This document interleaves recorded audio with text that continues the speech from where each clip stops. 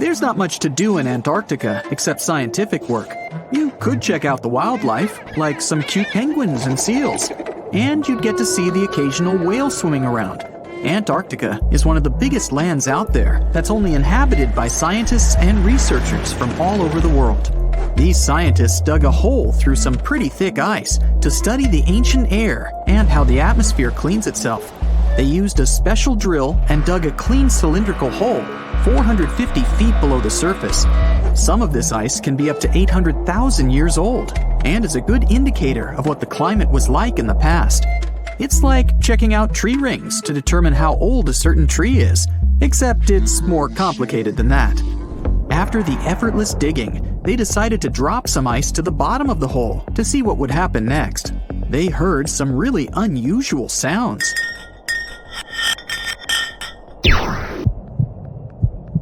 It felt like being on a spaceship traveling through a bunch of obstacles with many rocks smashing into each other. The pitches changed over the quick descent of the block of ice, ranging from high pitch and ending with a low heartbeat-like sound. The scientists were puzzled when they first heard this and dropped some more ice, only to find out that the same type of sounds were being produced, just in different variations. They couldn't tell what was down there and, more importantly, why these kinds of sounds were produced. Antarctica boasts quite a few volcanoes, many of which are under super thick sheets of ice.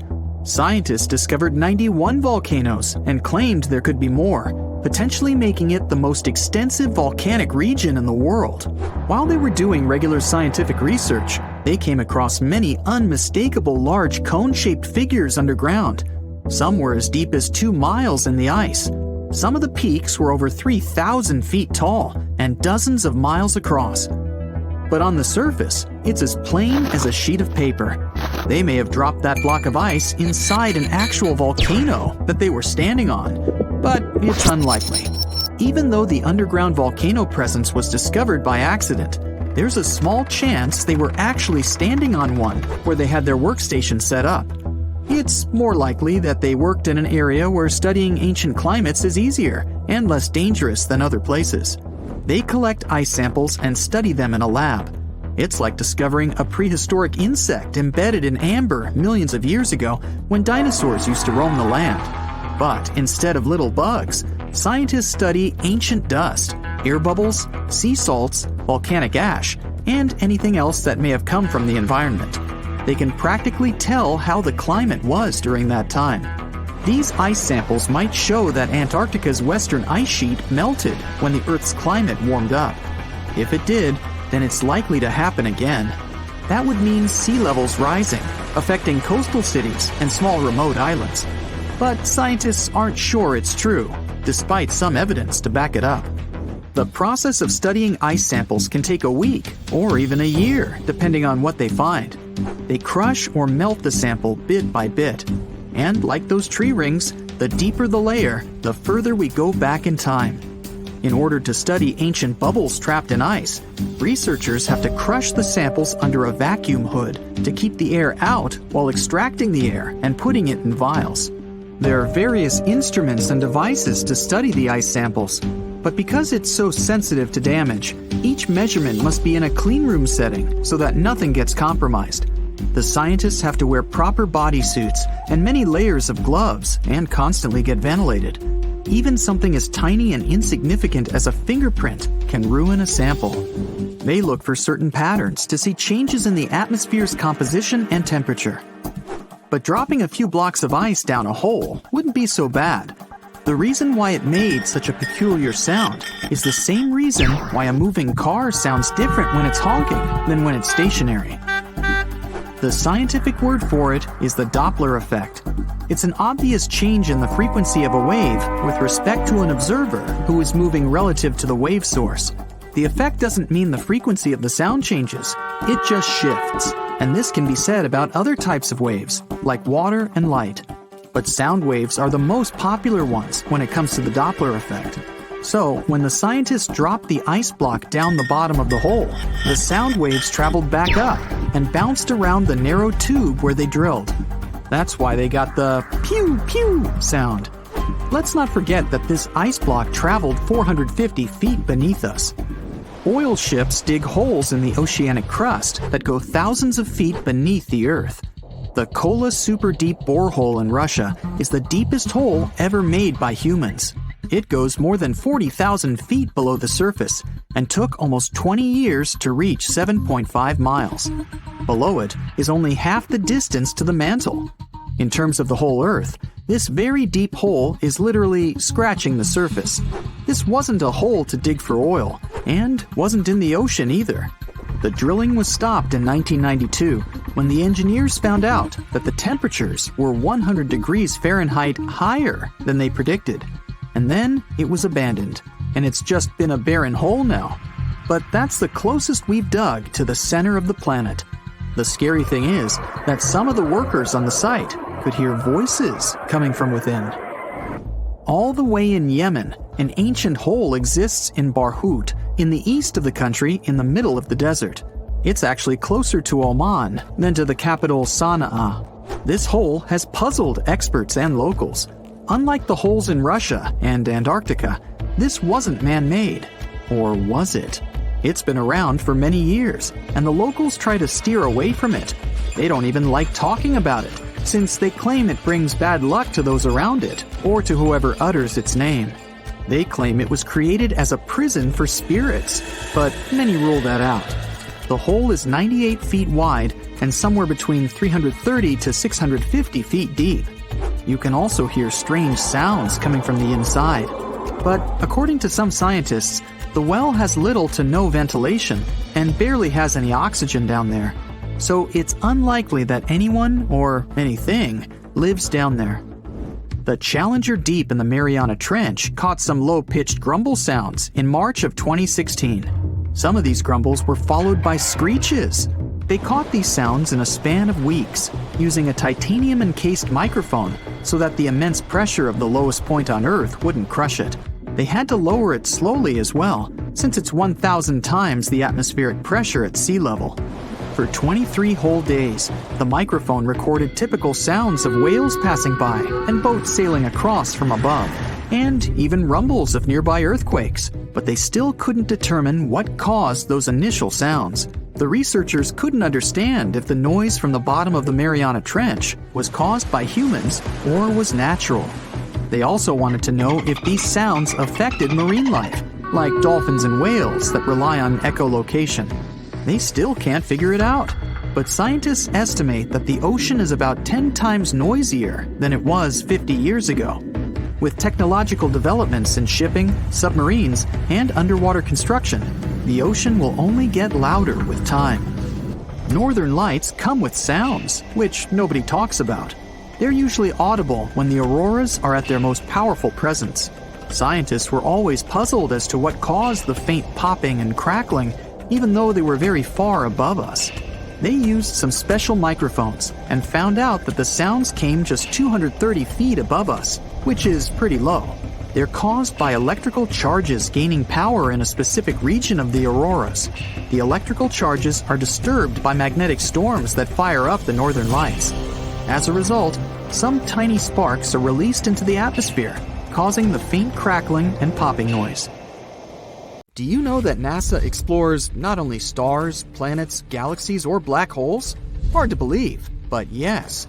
The agency also works on discoveries here on our home planet Earth.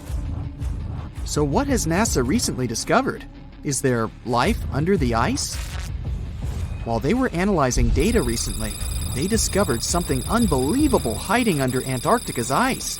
And this discovery not only changes everything we know about the whole water system of the Earth, but it may also help with research about life in space. Humankind's existence might depend on understanding Antarctica and its secrets. So, the recent discoveries reveal vital information about our survival. But before we continue, let's see how much you know about this place, where it's only ice as far as your eyes can see. Antarctica is one of the world's 7 continents in the southern hemisphere. It's the 5th largest continent in terms of total area, and that means it's almost twice the size of Australia. Want to see real meteorites? Go to Antarctica. Due to its dry climate, Antarctica is one of the best places to observe space. But what's even greater is that you can find meteorites on the white surface of the continent. Scientists have already plucked about 45,000 meteorites from the ice, and they think they can see another 300,000. Since there aren't many terrestrial rocks there, it's easy for them to spot them, thanks to their dark color. Antarctica's dry desert environment also helps preserve them, even the ones that fell to Earth more than 1 million years ago. And can you imagine any volcanic activity in Antarctica? It's hard. But this place is where fire meets the ice. West Antarctica is where most volcanic activity occurs. Scientists recently found that 138 volcanoes exist in West Antarctica alone. Wow! You would think that Antarctica is always cold, but no. Its coastal regions can get as warm as 50 degrees Fahrenheit. But have you ever wondered what Antarctica would look like if there were no ice? It may seem unimaginable now, but it was not always covered by ice. That was 34 million years ago, though, so nobody could tell how the continent's surface would be without the ice. But NASA changed that. They generated computer simulations and created the most accurate map of it as of today. What they saw was incredible. The continent was not flat at all like it seemed. It's pretty bumpy with valleys, rolling plains, and high mountains. But this was nothing next to what they had discovered under Antarctica's ice. So, what is it? Drum roll, please. NASA found 2 new subglacial lakes. And what's even cooler about it is that they spotted these lakes from space.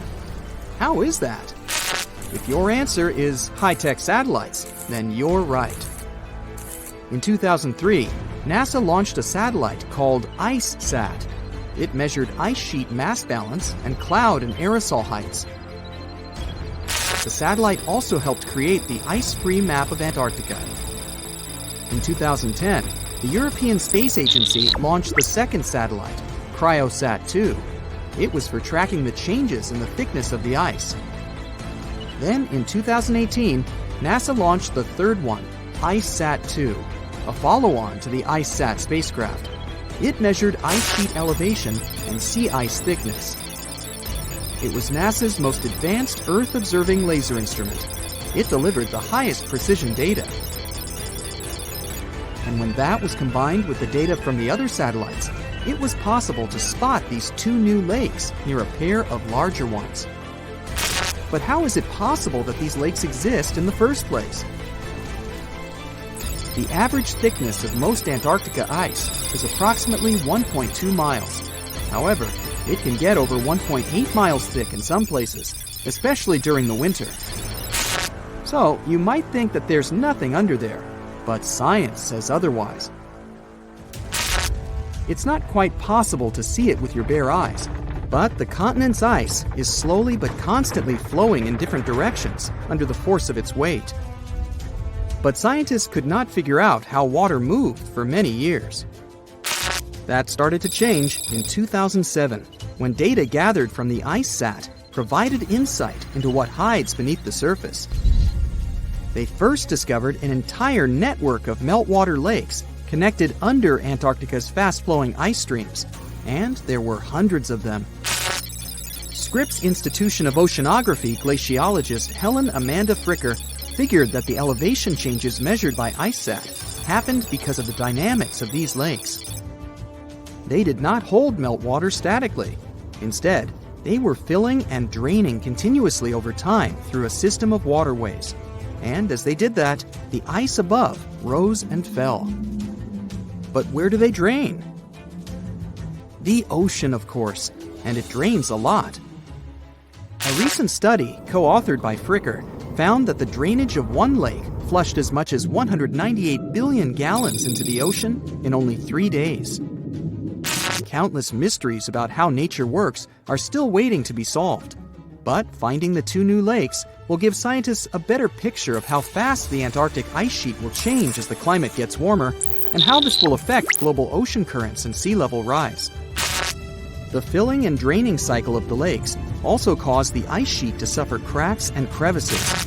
So, The information they find from these new lakes will also give them a better understanding of the damage on the surface of the ice. They will also be able to assess how this filling and draining system influences the speed at which ice slips into the oceans and seas. And that means they can evaluate how the added fresh water may alter marine ecosystems. This discovery may also suggest whether life is under the ice. Wow! Scientists drilled through about 3,504 feet of ice and found that water samples taken from one of the lakes contained approximately 10,000 bacterial cells per milliliter.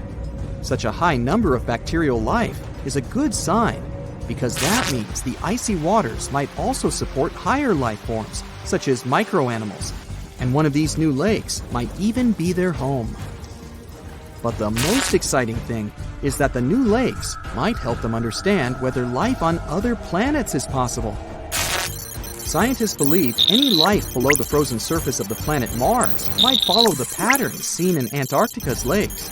So, there is a possibility that they might find critical new information on the type of life that may have existed on the red planet. You wouldn't want to be there during the winter, though. The lowest temperature on Earth you can experience is negative 128 degrees Fahrenheit. In 2010, there was an even lower temperature of negative 135 degrees Fahrenheit. And you may feel this cold much worse due to the strong and dry winds.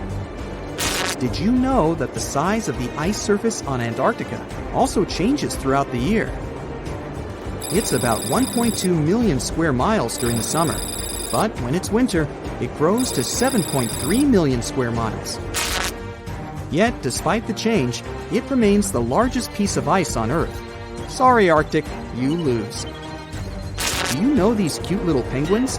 Consider these animals the locals, because there is no native population in Antarctica. It's a no man's land, because no single country owns it. But do you know who really owns it? 5 different species of penguins, seals, and killer whales. Ha ha. Despite the continent's harsh conditions, you can visit it as a tourist for fishing and research purposes. Around 5,000 people reside on the continent during summer at research stations. But when winter comes, the number naturally drops down to 1,000. Antarctica. We've all dreamed of visiting the Arctic and witnessing the natural wonders of polar bears frolicking on ice floes or the aurora borealis dancing across the sky. Well, sorry to break it to you, but you won't find any tourists flocking to Antarctica anytime soon. Why, you may ask? Let's dive into it. First off, where is Antarctica? It's located in the southern hemisphere, specifically at the South Pole.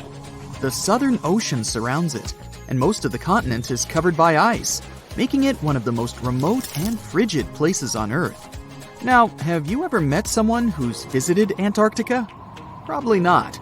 It's one of the least visited places on the planet, and only a handful of lucky explorers have seen its interior, which is mostly made up of glaciers and ice fields. But trust me when I say the wildlife and scenery are out of this world. Why shouldn't you travel to Antarctica? Well, for starters, the environment is incredibly fragile and can be easily damaged. Plus, there are no native human populations on the continent, so your travels would essentially be like visiting an uninhabited island. And let's not forget that it's also one of the most expensive destinations to travel to. Despite all that, Antarctica is not exactly guarded like a fortress, but there is an international agreement called the Antarctic Treaty. This treaty was negotiated to prevent any unwanted activity on the continent and bans some forms of testing done there by member states. But the primary reason we can't just waltz into Antarctica is that it has a delicate ecosystem that needs protection. The treaty states that Antarctica should be used for peaceful purposes only and should be free from any human activity that could harm the environment. Scientists are still learning about the continent's unique ecosystem, and our activity and machines could disrupt the delicate balance that exists there. If you're still itching to go to Antarctica, getting permission isn't exactly a walk in the park. U.S. citizens, for example, need to complete a special form and send it to the Office of Ocean and Polar Affairs. And once you're there, you'll need to follow some strict guidelines to protect the environment, like not disturbing any wildlife or taking souvenirs like rocks, plants, or animals. Now, technically, can you live in Antarctica? While there are no laws banning people from living there permanently, it's a very inhospitable environment and unsuitable for human habitation. Temperatures can reach -76 degrees Fahrenheit and below, making it nearly impossible for anyone to survive without the proper equipment and experience.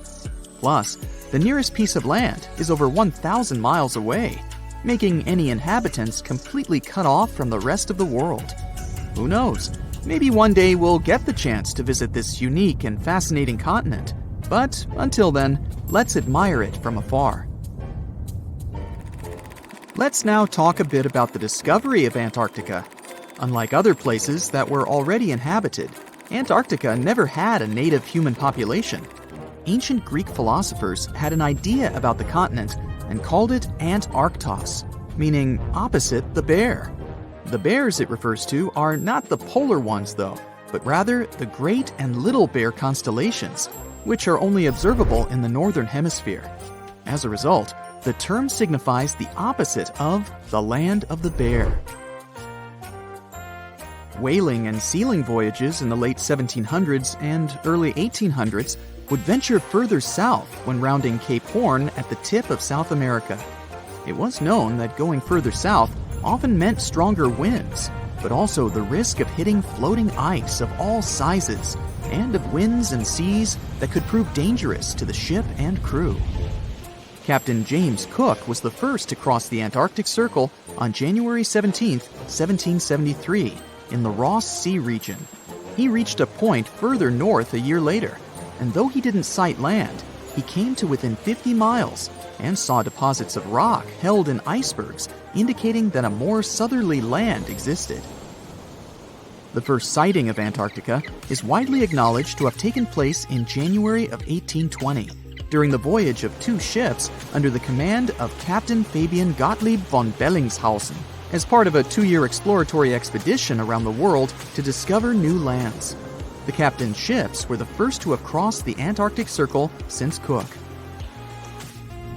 The first undisputed landing on Antarctica didn't happen until much later, on January 24, 1895, at Cape Adare during the whaling voyage of the ship Antarctic, led by Henrik Bull. A small boat with 6 or possibly 7 men on board rowed ashore during calm conditions. You might not believe it, but Antarctica is actually a desert. With all that ice, you'd think it'd be like a winter wonderland with snowball fights and hot cocoa all day long. When we think of deserts, we picture camels and cacti and people struggling to find water. But in Antarctica, it's a whole different story. The struggle isn't to find water, it's to find anything that's not covered in ice. And the average rainfall has been just over 0.4 inches in the past 30 years. That's like a few drops of rain compared to what we're used to. So technically, it's not the dunes or sizzling heat that makes a desert, well, a desert. It's the lack of precipitation. But don't worry, if you ever find yourself lost in Antarctica, you won't have to worry about getting thirsty. Just make sure you bring a jacket and some mittens, because it's cold enough to make you into a popsicle. Not only is Antarctica one of the driest places on Earth, but it's also the coldest, the windiest, and the highest. Talk about overachieving. The penguins and scientists down in Antarctica have at times found themselves in a bit of a pickle when it comes to time. You see, unlike the rest of us on this big blue planet, there is no Antarctica time zone. All the lines of longitude meet at a single point at the South Pole, making it a bit of a head-scratcher when trying to figure out what time it is. Now, you might be thinking, but how do the scientists and researchers keep track of time down there? Good question. They typically stick to the time zone of the country they departed from. However, with stations from all over the world on the Antarctic Peninsula, things can get a little wacky. Imagine trying to coordinate with your neighboring countries without accidentally waking them up in the middle of the night. You might think that not much could survive in a place where the temperature is extremely cold, the sun barely shows up, and the wind could blow you away faster than a tumbleweed. Well, as in many places on Earth, life found a way into Antarctica too. Believe it or not, this frozen continent is buzzing with activity. It's home to billions of krill, which in turn attract lots of seals and more penguins than you can shake a fish at. But don't let their cute and cuddly appearance fool you. Penguins are the ultimate swimmers, with streamlined bodies that would make Olympic medal winners jealous. They come ashore to breed and chill, but their real talent is stealing pebbles from each other and forming mathematically precise huddles to stay warm. Antarctica is also home to the largest species of penguin on Earth. It's called the emperor penguin. Sure, these creatures are flightless birds, but that doesn't mean they can't jump. In fact, some of them can leap up to 120 inches. And let's not forget about the seals. With their furry bodies and special songs, these marine mammals are protected by the Antarctic Treaty, and they're thriving in the cool waters of the Southern Ocean too. But the real stars of the show are the whales. During the Antarctic summer, these huge creatures show up in droves to chow down on the abundant krill. It's indeed like a whale buffet down there. We're in Siberia. It's so cold here that freezing gusts of wind are burning your face. All that white snow seems to be blinding you. This place resembles Antarctica because of the permafrost. Recently, a group of scientists researched one of the local rivers. With the help of a drilling rig, they extracted several samples of frozen soil. The scientists were shocked to find living creatures inside the ice. Later in the laboratory, they realized that the creatures were microscopic multi-celled organisms known as bdelloid rotifers. These creatures looked like little worms. Scientists knew that these worms could live in frozen conditions for up to 10 years. But the age of the rotifers found in the ice was about 24,000 years. And after defrosting, they began to reproduce, as if they had been sleeping for several hours, not thousands of years. Further analysis showed that these organisms could stay frozen for hundreds of thousands of years. The rotifers might have lived during the time when people didn't invent the wheel yet. And this isn't their only superpower. Bdelloid rotifers are among the most radioactively resistant animals on Earth. They can survive in places where there's no oxygen and water. They can also stay alive in areas with high acidity and can live without food and water for a long time. By the way, these are not the only creatures that are known for living for thousands of years. Particular types of moss and some microorganisms are also almost immortal. Nematodes, also called roundworms, are some of the most adaptive varieties of worms in the world. Imagine the Eiffel Tower standing tall and proud. And now, let's make it 10 times higher and place it underground. Exactly at this depth, many thousands of feet under the surface, scientists discovered these creatures. There's no sunlight and almost no air in this place. And since it's much closer to Earth's core than the surface of our planet, the temperature here is higher than in the middle of the hottest desert. Millions of tons of soil above create insane pressure. But all this couldn't prevent life from developing here. When roundworms run out of air, food, or when the temperature becomes too high, they get into a unique state of stasis, or deep hibernation. In this mode, the worm's metabolism slows down, and almost all the processes in their bodies stop. The creatures can sleep for a very long time, and only wake up when the environment becomes more livable. By the way, you don't have to go so deep underground to find these creatures. Nematodes are found all over the world. They can live in hot springs, deserts, high in the mountains, among the harsh ices of Antarctica, or inside animals and humans. Our next invulnerable creatures are tardigrades, also known as water bears. These are microscopic, 8-legged invertebrates, closely related to arthropods. It's impossible to see them with the unaided eye. But a conventional microscope will allow you to see tardigrades in detail. They look like minuscule bears. They're called water bears because they need a thin layer of water around their bodies at all times. It's necessary to prevent dehydration. Tardigrades have been found in all kinds of environments, from ocean depths to sand dunes. They're incredibly robust thanks to their unique organism structure. Yeah, they look soft, but their body is covered with a tough cuticle.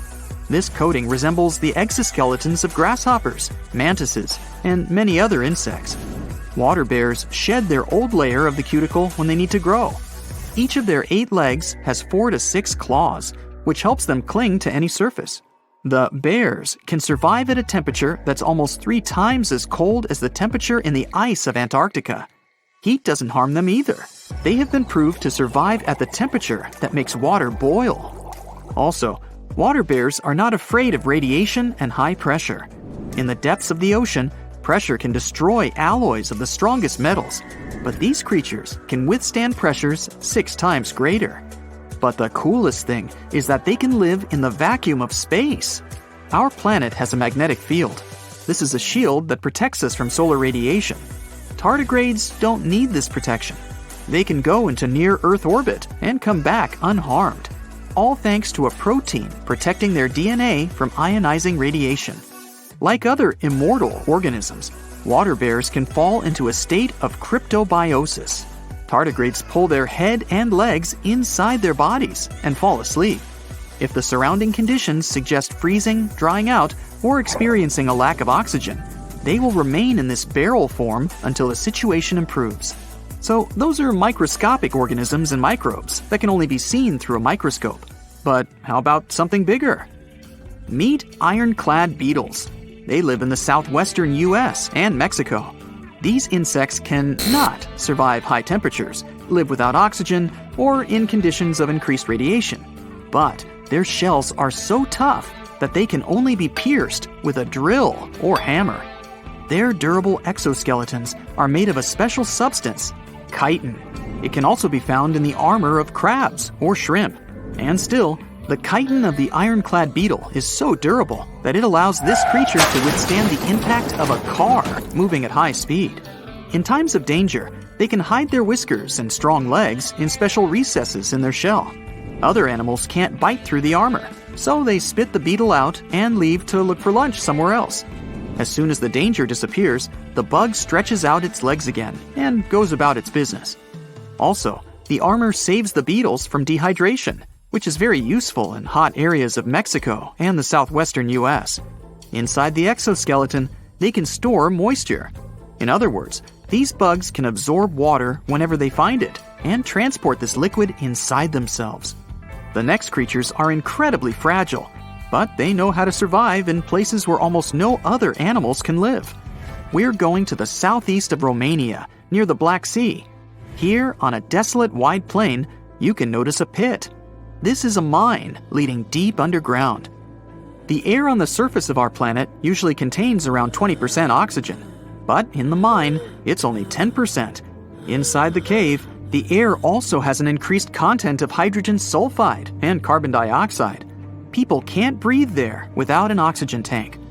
We can probably say that the water and air there are poisoned. Almost no animals would be able to survive here. Still, 48 species of living organisms have been found in this cave. 33 of them are newly discovered species. And they aren't the only microbes or bacteria that can't be seen without a microscope. Something bigger lives here. Strange white snails crawl over the walls of the mines. Transparent shrimp and a bunch of unknown kind of leeches swim in the water. White centipedes with huge whiskers and creepy white spiders run on the ground. And they all have been growing here for almost 5 million years. You might notice a water scorpion and another unidentified species of this animal. It doesn't look like its relatives living in hot sands or tropical forests. No living creature here looks ordinary at all.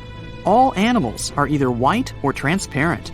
They have no eyes, but are equipped with long paws and antennae whiskers that help them navigate in this dark space. The deeper you go into the cave, the less oxygen the air contains. But the number of living organisms is increasing. The air is filled with methane and carbon dioxide.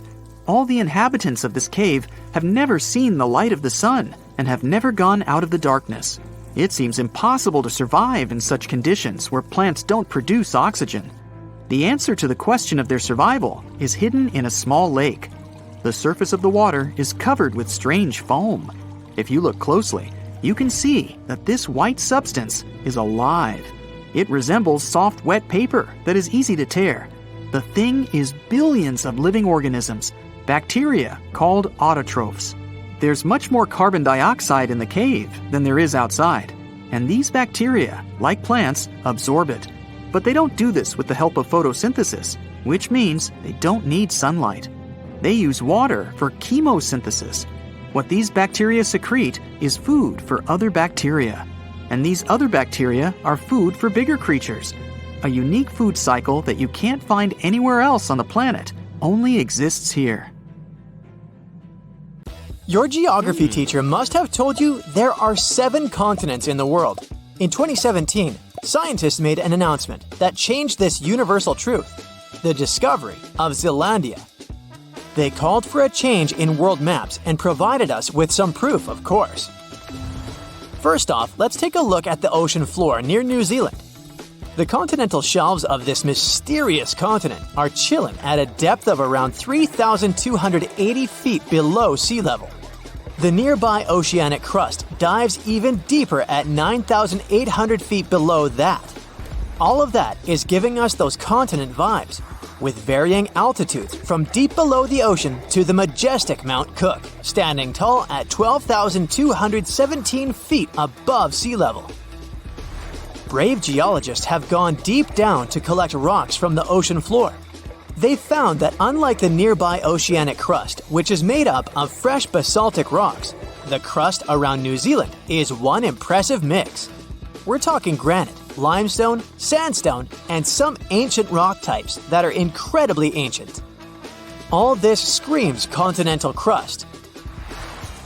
Finally, scientists have discovered a narrow strip of oceanic crust that separates Australia from the hidden land of Zealandia. It means these two are separate continents. 85 million years ago, Zealandia decided to break free from the supercontinent Gondwana. Millions of years later, the Earth's tectonic plates, those puzzle pieces that make up our planet's crust, started throwing a wild party. The mighty Pacific Plate, the heavyweight champion of tectonic plates, decided to take a dive beneath Zealandia's continental crust. This process is called subduction. As a result, the root of Zealandia, that connection to its continental crust, broke off and went into the depths below. So you see now that it takes millions of years and a lot of action for a new continent to form. But what if the impossible happened and a new continent formed overnight in the Pacific Ocean? The next morning, you'd probably spill your morning coffee while watching the news. For this newfound land to be considered a full-fledged continent, it needs to have a surface area like Zealandia and be a large, uninterrupted chunk of land with some water surrounding it. And here comes the twist. The Pacific Ocean has an average depth of 13,000 feet.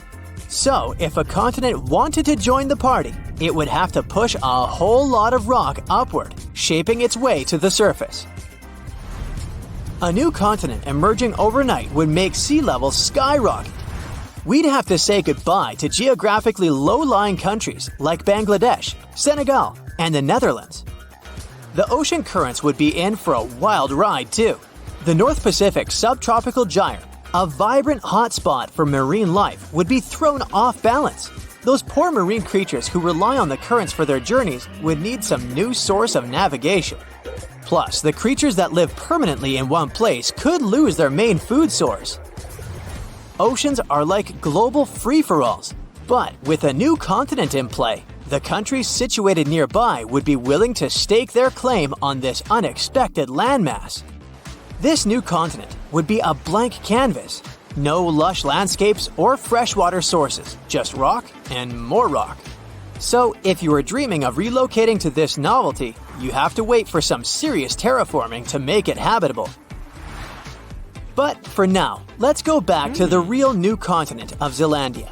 It's actually a microcontinent, which is an official word for a landmass that has separated from a main continent.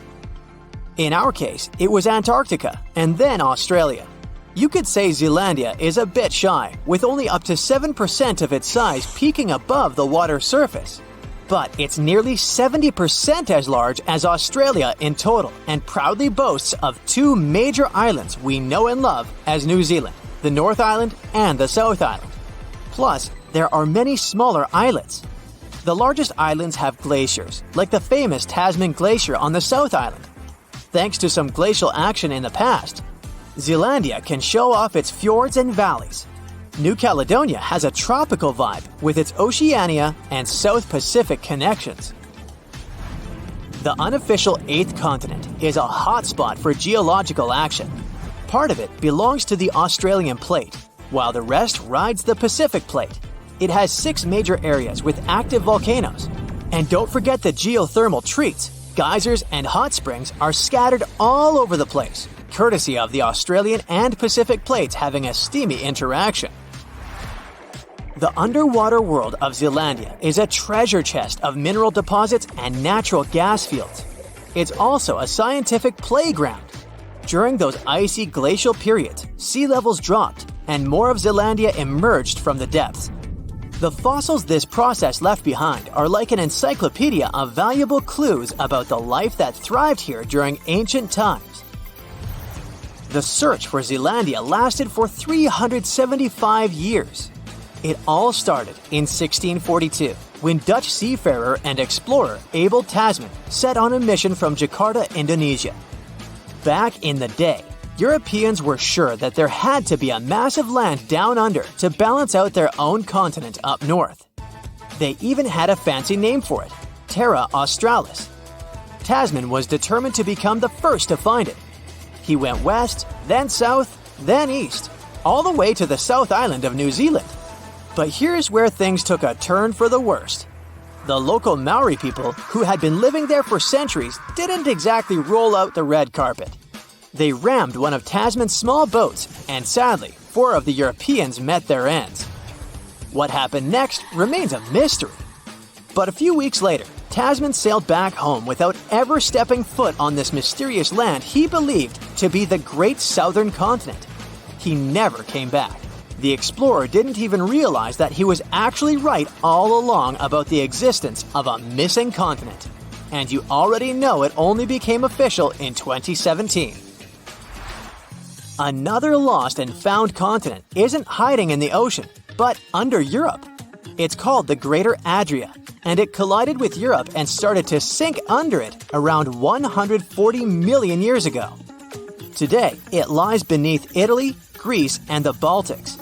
Its size and even shape match that of Greenland, the world's largest island. Greater Adria is no longer visible, but it left some clues. Parts of it were embedded in the Alps. Other chunks were incorporated into present-day Italy and Croatia on the other side of the Adriatic Sea. Limestone rocks from the former continent started to change once they were under the European landmass. Tremendous heat and pressure spread over tens of millions of years changed their structure. Out goes the limestone, in comes the marble. All the Greek and Roman temples you admired on your summer vacation were constructed using this marble. It was sort of a going-away gift from a long-lost continent. You don't notice this, but our planet never stops moving, and it happens deep beneath our feet. 120 million years ago, Australia and Antarctica were a single piece of land.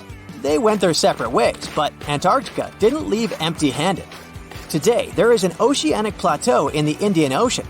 Long ago, it was connected to another lost continent, the Kerguelen microcontinent. Scientists believe that it made a land bridge between India and Antarctica. To find out what it was like, we can look at a tiny archipelago in the southern Indian Ocean. These islands are all that is left of the ancient landmass. They have a cold climate and feature glaciers because they're so close to Antarctica. But in the past, the climate must have been temperate with plenty of rainfall. The animals and plants would have been similar to those that we find in tropical regions today. The lost continent landscape was probably much like that of New Zealand. Our planet keeps changing, and at some point, all the continents will reconnect with each other, forming one supercontinent again. And maybe then, future humans will wonder, what if our continent broke into pieces tomorrow?